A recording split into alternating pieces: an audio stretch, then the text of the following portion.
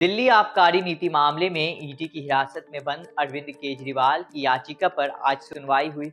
इस सुनवाई में केजरीवाल की ओर से पेश हुए वरिष्ठ वकील अभिषेक मनु सिंघवी ने कई तरह के तर्क रखे। उन्होंने कहा कि चुनाव से पहले ऐसा होना ये बताता है कि केजरीवाल को चुनाव से रोका जा रहा है। कोर्ट रूम में आज क्या हुआ, सिंघवी ने क्या बोला, आपको बताते हैं इस वीडियो में। दिल्ली हाई कोर्ट की जस्टिस स्वर्णकांता शर्मा की बेंच इस मामले की सुनवाई कर रही है। केजरीवाल के वकील ने हाई कोर्ट में कहा कि आम चुनाव आ गए हैं, इसलिए ऐसे समय में केजरीवाल की गिरफ्तारी की गई है ताकि वो चुनाव अभियान का हिस्सा न बन सके, न प्रचार कर सके। केजरीवाल के वकील ने कहा कि कोर्ट को यह देखना होगा कि चुनाव में सभी पार्टियों को बराबर का मौका मिले। नवंबर में पहला समन दिया गया और मार्च में गिरफ्तार कर लिया गया। हालांकि ईडी के वकीलों ने इस बात पर आपत्ति जाहिर की। इस खबर के लिखे जाने तक ईडी ने अपनी दलील को कोर्ट में पेश नहीं किया है। सिंघवी ने कोर्ट में कहा कि मैं कुछ कानूनी पहलुओं को उठाना चाहूंगा। लेवल प्लेइंग फील्ड सिर्फ एक मुहावरा नहीं है, निष्पक्ष चुनाव का हिस्सा है, लोकतंत्र का हिस्सा है और उसे आधारभूत ढांचे से जुड़ा हुआ है।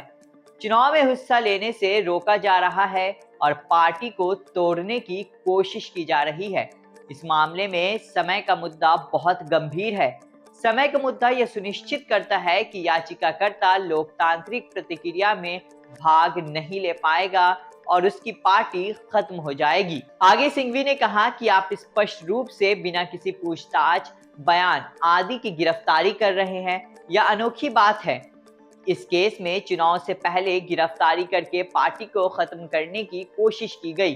गिरफ्तारी की टाइमिंग ही ईडी की मंशा पर सवाल उठाने के लिए पर्याप्त है। ईडी का पहला समन अक्टूबर में जारी किया गया था, गिरफ्तारी मार्च में जाकर होती है।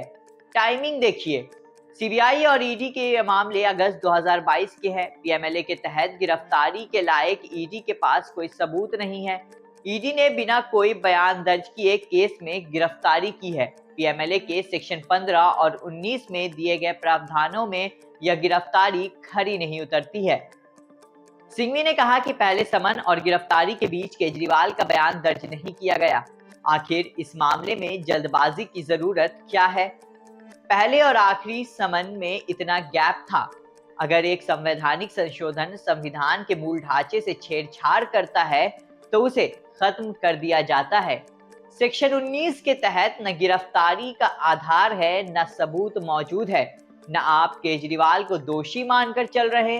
कुल मिलाकर गिरफ्तारी का कोई आधार नहीं है। सिंघवी ने दलील रखते हुए कहा कि गिरफ्तार करते वक्त केजरीवाल के घर पर कोई बयान लेने की कोशिश नहीं हुई, जबकि ऐसा ईडी के गिरफ्तार करने से पहले करना चाहिए था।